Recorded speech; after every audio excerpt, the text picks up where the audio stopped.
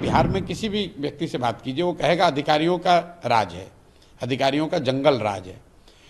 आखिर लोगों को ये विचार करने की बात है कि अधिकारियों का जंगल राज हुआ कैसे, कि जो स्थिति है शारीरिक मानसिक, उसमें वो बहुत सक्रिय हैं नहीं।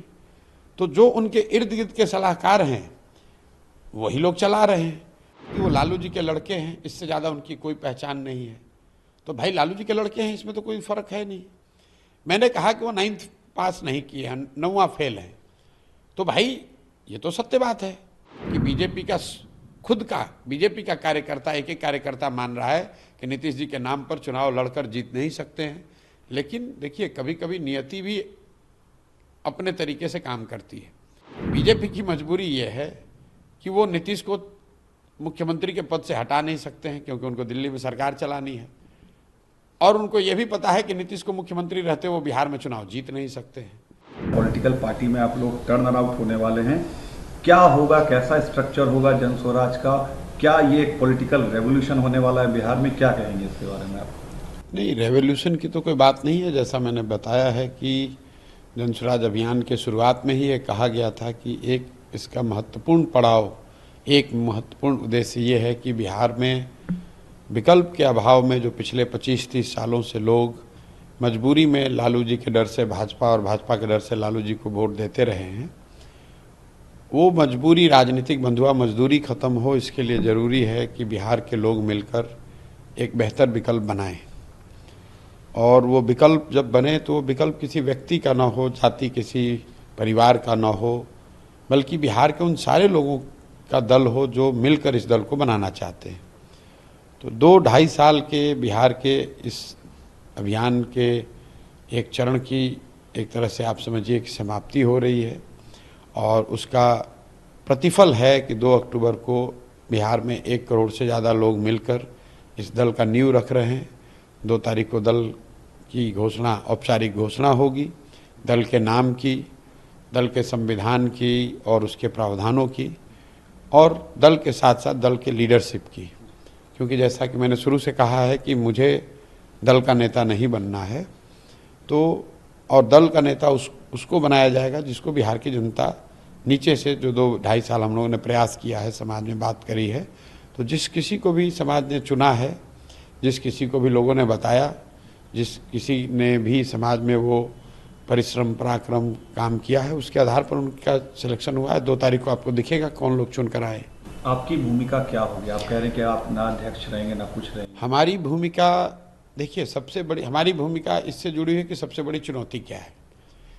दल बनाना सबसे बड़ी चुनौती नहीं है, दल का नेता बनना भी सबसे बड़ी चुनौती नहीं है, और मेरे नज़रिए से चुनाव जीतना भी सबसे बड़ी चुनौती नहीं है। सबसे बड़ी चुनौती है समाज को बताना, जगाना, समझाना कि आपने अब तक जातियों पर वोट दिया, 5 किलो अनाज के लिए वोट दिया, आपने मंदिर मस्जिद के लिए वोट दिया, आपने मोदी लालू नीतीश के लिए वोट दिया, आपने नेताओं के बच्चों के लिए वोट दिया, लेकिन अभी तक बिहार में आपने कभी भी अपने बच्चों के पढ़ाई और रोजगार के लिए वोट नहीं दिया। उनको ये बताना, समझाना कि भाई आप अपने बच्चों की पढ़ाई और रोजगार के लिए वोट दो, वोट चाहे जिसको भी देना है दो, लेकिन वोट अपने बच्चों के लिए दो। तो ये जो जिम्मेवारी मैंने ली है, उसके तहत मैं पैदल गांव-गांव जाता हूं, लोगों को समझाता हूं, और वो यात्रा रुकेगी नहीं। वो यात्रा इलेक्शन से नहीं जुड़ी हुई है, वो बिहार के सुधारने के मेरे संकल्प से जुड़ा हुआ है, और यात्रा तब तक चलती रहेगी जब तक बिहार के लोग ये समझ न लें, बिहार के लोग इस परिकल्पना से जुड़ न जाएं, और जुड़कर अपने बच्चों के लिए एक बेहतर व्यवस्था न बना लें। दल बन जाएगा, दल की लीडरशिप आ जाएगी, वो लोग दल को चलाएंगे। मैं जो काम पिछले 2 साल से कर रहा हूँ वही काम आगे करूँगा। मैं अभी अररिया सुपौल के इलाके में पैदल चल रहा हूँ। 2-3 दिनों के बाद मैं फिर वापस जाकर वहीं से पैदल चलना शुरू करूँगा, और आने वाले चाहे 1 साल लगे, 1.5 साल लगे, 2 साल लगे, जब तक बिहार के गांव-गांव जाकर लोगों को समझाना लें, तब तक पदयात्रा जारी रहेगी। 2025 में अगर जन स्वराज को आपके मुताबिक अगर सफलता नहीं मिलती है, उसके बाद आप क्या करेंगे? क्या ये यात्रा उसके बाद भी शुरू रहेगी? देखिए, 2 बातें हैं। मेरा जो संकल्प है बिहार को सुधारने का, वो जन स्वराज की चुनावी सफलता और विफलता से नहीं जुड़ा है। अगर मान लीजिए कि जन स्वराज को चुनावी सफलता मिल भी जाए, उससे बिहार सुधर जाएगा ये जरूरी नहीं है। दल तो हर बार जब चुनाव होता है कोई ना कोई दल जीतता ही है। चुनाव जीतना कठिन है, लेकिन चुनाव अच्छे लोगों के साथ जीतना उससे भी ज़्यादा कठिन है। तो मेरी भूमिका है कि जन स्वराज एक ऐसी व्यवस्था बने जो अच्छे लोगों की, सही लोगों की व्यवस्था हो, जो जब जीत कर आए तो सिर्फ विधायक और सांसद बनाने वाली मशीनरी न बने, बिहार के लोगों के जीवन में परिवर्तन लाने वाली व्यवस्था बने। और उस नज़रिए से मेरा प्रयास 2025 से नहीं जुड़ा हुआ है। जैसे अभी दल बन रहा है, फरवरी मार्च के महीने में दल का एजेंडा जारी होगा, जो बिहार के सुधार का ब्लूप्रिंट है, विजन डॉक्यूमेंट है, वो जारी होगा। 25 के अक्टूबर नवंबर में चुनाव भी होगा। ये महत्वपूर्ण पड़ाव हैं, लेकिन ये यहाँ पहुँचना ये सपना नहीं है। दल बनाकर चुनाव जीतना सपना नहीं है। सपना तो ये है कि एक ऐसा बिहार बने जहाँ हरियाणा, पंजाब, महाराष्ट्र, गुजरात से, अन्य राज्यों से लोग आकर रोजी रोजगार करें। उतना उन्नत, उतना विकास, उतना विकसित बिहार बने, वो सपना है और उसके लिए प्रयास जारी है। नीतीश कुमार से जुड़ा एक सवाल है। आपने कहा कि 4 सलाहकार मिलकर उनको गाइड कर रहे हैं, बिहार चला रहे हैं। 2020 में 3 बार उनका कॉल भी आया, रिजल्ट के दिन आपने मना भी किया, फिर भी वो सीएम बने। क्या उनका रेलेवेंस आज के बिहार के पॉलिटिक्स में है, और वो नहीं रहेंगे तो आप किसे सक्सेसर मानते हैं जेडीयू का? नहीं, देखिए, जदयू का, जब जदयू दल ही नहीं रहेगा तो जदयू का सक्सेसर क्या होगा? नीतीश कुमार का जो दल है, मैं उस दल में रहा हूँ, नीतीश कुमार के साथ काम भी किया है मैंने। उस दल की पूरी पूंजी नीतीश कुमार है। जब वही खत्म हो गई तो ब्याज से कैसे चलेगा? तो चलने वाला है नहीं, उसका कोई, उस दल का कोई भविष्य नहीं है। जहाँ तक मैंने आपने जो कहा सलाहकारों की बात, मैंने ये कहा कि आप बिहार में किसी भी व्यक्ति से बात कीजिए, वो कहेगा अधिकारियों का राज है, अधिकारियों का जंगल राज है। आखिर लोगों को ये विचार करने की बात है कि अधिकारियों का जंगल राज हुआ कैसे? नीतीश कुमार तो पहले भी मुख्यमंत्री थे। हुआ ऐसा है कि नीतीश कुमार ने पिछले कुछ सालों से विधायकों के बजाय, मंत्रियों के बजाय, पंचायती राज से जुड़े हुए लोगों के बजाय, अपने कार्यकर्ताओं के बजाय पूरी व्यवस्था अपने चंद 2-4 सलाहकारों के हवाले कर दी है। अब जैसे जैसे नीतीश कुमार की अपनी स्थिति जो लोग बता रहे हैं, मैं उनके व्यक्तिगत स्वास्थ्य की, अच्छी स्वास्थ्य की कामना करता हूं, लेकिन लोग जो बता रहे हैं उनकी जो स्थिति है शारीरिक, मानसिक, उसमें वो बहुत सक्रिय हैं नहीं। तो जो उनके इर्द गिर्द के सलाहकार हैं वही लोग चला रहे हैं। अब ये वो लोग हैं जिनका कोई, ये किसी के प्रति जवाबदेह नहीं है, क्योंकि ये सरकारी अफसर भी नहीं है, ये सेवानिवृत्त अफसर हैं। तो जब आप सरकारी अफसर होते हैं तो फिर भी आपकी एक जवाबदेही है अपने कुर्सी के प्रति, व्यवस्था के प्रति। जब आप सेवानिवृत्त हो गए तो आपकी सिर्फ एक जवाबदेही है, जिसने आपको सलाहकार बनाया है, आप उसके प्रति उत्तरदायी है। आपने कोई राजनीतिक पद आपका है नहीं, जनता ने आपको मैंडेट दिया नहीं है, सरकारी नौकरी के वजह से जो आपको पावर मिलता है वो है नहीं। आप सरकारी नौकर थे, नेताजी ने आपको सलाहकार बना दिया, तो आप एक तरह से एक्स्ट्रा कॉन्स्टिट्यूशनल अथॉरिटी के तौर पर काम कर रहे हैं। और इसी वजह से इन्हीं 3-4, अब इनका कोई ना जनता से सरोकार है, ना इनको सरकारी व्यवस्था से कोई सरोकार है। ये स्वच्छंद व्यवस्था बना ली इन्होंने, इसीलिए पूरे बिहार में आपको अधिकारियों का बोलबाला दिख रहा है। जो अधिकारी चाहेगा वही होगा। नीतीश जी के बाद जेडीयू समाप्त। भाई हम थोड़ी ना कह रहे हैं, तो आप घर कर, अब देखिए, जो 3 चीज़ें अभी बिहार के समाज को आंदोलित किए हुए है, उद्वेलित किए हुए है। एक है शराबबंदी, दूसरा है जमीन का सर्वे, और तीसरा है स्मार्ट मीटर। कोई भी नेता, चुना हुआ नेता, इस बात का संज्ञान लेता, सही या गलत इस पर कुछ टीका टिप्पणी करता। नीतीश जी ने जमीन का सर्वे, इतना बड़ा विषय, कोई पब्लिकली कोई टीका टिप्पणी नहीं की। कौन इस पर निर्णय ले रहा है? उनके चंद सलाहकार। शराबबंदी के नाम पर पूरे बिहार के हर घर में होम डिलीवरी हो रही है, 20,000 करोड़ का नुकसान हो रहा है, शराब और बालू माफिया फल फूल रहे हैं। इस पर निर्णय, कोई चर्चा, कोई वक्तव्य नहीं। कौन चला रहा है, कौन निर्णय ले रहा है? नीतीश के सलाहकार। स्मार्ट मीटर को लेकर समाज इतना उद्वेलित है, जबरदस्ती आप लोगों को दबाकर, डराकर उनको स्मार्ट मीटर स्वीकार करने के लिए कह रहे हैं। स्मार्ट मीटर लगाना है लगाइए, लेकिन जनता की बात सुन तो लो भाई। स्मार्ट मीटर आप लगा रहे हैं, आप गांव में जाकर देखिए, हो ये रहा है कि अगर आपने स्मार्ट मीटर का रिचार्ज नहीं किया, आपका बिजली कट गया। 10 दिन के बाद अगर आपने पैसा जुटाकर मीटर को रिचार्ज करा लिया, लेकिन जो आपका फिक्स्ड कॉस्ट है वो लगना ही लगना है। तो 10 दिन के बाद जब आपने रिचार्ज कराया 1000 से, तो जो फिक्स्ड कॉस्ट है उसका 400-500 रुपये आपका कट गया, तो एक्चुअल रिचार्ज आपको 400 रुपये ही मिला। लोग नीचे परेशान हैं कि भाई एक तो पैसा नहीं उसके लिए, स्मार्ट बिजली कट गई।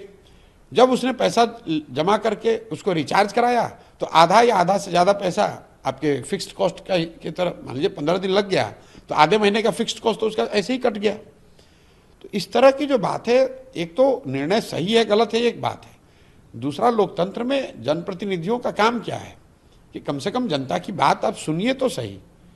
और ये कोई सुनने वाला ही नहीं। आप मुझे बताइए नीतीश कुमार के पिछले 2 महीनों में कोई पब्लिक में कोई उन्होंने बयान दिया हो? 4 नेता 4 सलाहकार उनको घेर कर ले जाते हैं, कुछ चंद लोगों से वो बातचीत करते हैं और फिर वहाँ से वो कोई पब्लिक में बयान नहीं, कोई पत्रकारों से बातचीत नहीं, किसी से कोई सरोकार नहीं, इसीलिए ये दुर्दशा हो रही है। आप आरजेडी लालू यादव और तेजस्वी यादव पर सीधा अटैक करते हैं, तेजस्वी की क्रेडिबिलिटी पर भी सवाल खड़े करते हैं। आपको क्या लगता है कहीं ये आप पर नुकसान तो नहीं हो जाएगा जिस तरीके भाई मैं देखिए, आप जो कह रहे हैं उनकी किस क्रेडिबिलिटी को उन्होंने एस्टेब्लिश किया है जिसको मैं क्वेश्चन कर रहा हूँ। मैंने कहा कि वो लालू जी के लड़के हैं, इससे ज़्यादा उनकी कोई पहचान नहीं है। तो भाई लालू जी के लड़के हैं, इसमें तो कोई फ़र्क है नहीं। मैंने कहा कि वो 9th पास नहीं किए हैं, 9वां फेल है, तो भाई ये तो सत्य बात है। ऐसा तो है नहीं कि उन्होंने बीए में किया है, पीएचडी किया है और मैं गलत बोल रहा हूँ कि 9th फेल है। अगर वो उन्होंने 10वां पास किया है, बीए में किया है, तो उसका सर्टिफिकेट जारी कर दें, हम लोग देख लेंगे, मान लेंगे। तब मुझे उसको होगा कि भाई प्रशांत किशोर इनके क्रेडिबिलिटी पर का नुकसान करना चाहते थे। मैं तो सत्य बोल रहा हूँ। कई लोग ये भी कहते हैं भाई बिना पढ़ा लिखा आदमी भी तो बहुत समझदार हो सकता है, समाज में उसका योगदान हो सकता है। बिल्कुल हो सकता है, लेकिन अगर मान लीजिए आप नहीं पढ़े लिखे तो समाज में आपका क्या योगदान है वो बता दीजिए। दूसरी बात देखिए, कई लोग ये समझते हैं कि मैं ये कह रहा हूँ कि वो 9th फेल हैं इसलिए काबिल नहीं, ये बात नहीं है। काबिलियत का पढ़ाई से कोई सीधा सरोकार नहीं है। पढ़ा लिखा व्यक्ति ज़्यादा बेहतर अपनी बात को रख सकता है, इन्फॉर्मेशन को प्रोसेस कर सकता है, लेकिन ये जरूरी नहीं है कि पढ़ा लिखा आदमी काबिल ही हो। ये बहुत हद तक संभव है, बिना पढ़ा लिखा आदमी भी काबिल हो सकता है। लेकिन मुख्यमंत्री के लड़के रहते हुए अगर आप स्वयं 9th भी पास नहीं करते हैं तो ये दिखाता है कि शिक्षा को लेकर आपकी खुद की सोच, क्षमता से ज़्यादा आपकी सोच क्या है। तो जो लोग बिहार को लीड करना चाहते हैं, बिहार की जनता ये तो समझना चाहिए उसको कि जिस व्यक्ति की अपनी सोच ये है कि मुझे पढ़ने की ज़रूरत नहीं है, वो बिहार के समाज की शिक्षा की व्यवस्था कैसे करेगा। आप परिस्थितिवश नहीं पढ़ पाए उससे कोई दिक्कत नहीं है। तमिलनाडु में बहुत बड़े लीडर थे कामराज, उनका कोई फॉर्मल एजुकेशन नहीं था, लेकिन समाज के लिए उन्होंने आज़ादी की लड़ाई में बहुत लंबी लड़ाई लड़ी थी। और जब वो मुख्यमंत्री बने तो बच्चों की पढ़ाई के लिए उनकी बहुत बड़ी सोच थी। यहाँ पर तो पढ़ाई का कोई महत्व ही नहीं है। मैं उस सोच को चुनौती दे रहा हूँ कि भाई आप ना खुद पढ़े ना पढ़ाई की महत्ता को समझ रहे हैं, तो पूरे बिहार को अनपढ़ और मजदूर बनाने का ही आपके पास तरीका है। और दूसरा, आप करना क्या चाहते हो? कुछ सवाल आपसे नेशनल पॉलिटिक्स पर लेना चाहेंगे। आपको क्या लगता है मोदी तीसरे कार्यकाल में अपने कमजोर हुए हैं पहले की अपेक्षा, और उनके जो अलाइज हैं नीतीश और नायडू, क्या लास्ट लॉन्ग करेंगे उनके तीसरे टर्म में? देखिए, मोदी तीसरे टर्म में कमजोर प्रधानमंत्री हैं ये तो आपको दिख ही रहा है, लेकिन हमने तो इलेक्शन से पहले ये बात कहा कि सीटों का नंबर कुछ भी हो, तीसरा टर्म जो मोदी का होगा वो उस तीसरे टर्म में वो कमजोर प्रधानमंत्री साबित होंगे। क्योंकि जमीन पर लोगों ने 10 साल 12 साल मोदी जी का कार्यक्रम देख लिया, उनका प्रयास देख लिया, उसका असर देख लिया। आप बिहार को देख लीजिए, बिहार की जनता ने 2014 में मोदी जी को 30 से ज़्यादा सीट भाजपा को दिया, 2019 में 39 सीट दी, इस बार भी 30 से ज़्यादा सीट ये लोग जीते हैं। लेकिन बिहार के लोगों की ज़िंदगी में क्या फ़र्क आया? क्या बिहार के बच्चों की स्थिति सुधर गई? क्या बिहार में नए उद्योग लग गए? क्या बिहार के बच्चों का पलायन रुक गया? और अगर ये नहीं हुआ तो निश्चित तौर पर आज जितने लोग मोदी जी के फैन थे, जितने लोग मोदी जी के समर्थक वोटर 2014-19 में थे, वो तो आज कमी होगी। और लोकतंत्र में लीडर की जो ताकत है, वो ताकत क्या है? जनता का सपोर्ट। तो अगर जनता का सपोर्ट कम हुआ है तो प्रधानमंत्री रहें या सांसद रहें या विधायक हों या मुखिया हों, उनका ताकत तो कम होगा ही होगा। दोनों अलाइज रहेंगे 5 साल पूरे? देखिए, एलाइज रहेंगे कि नहीं रहेंगे तो एलाइज को पता है, उनको पता है।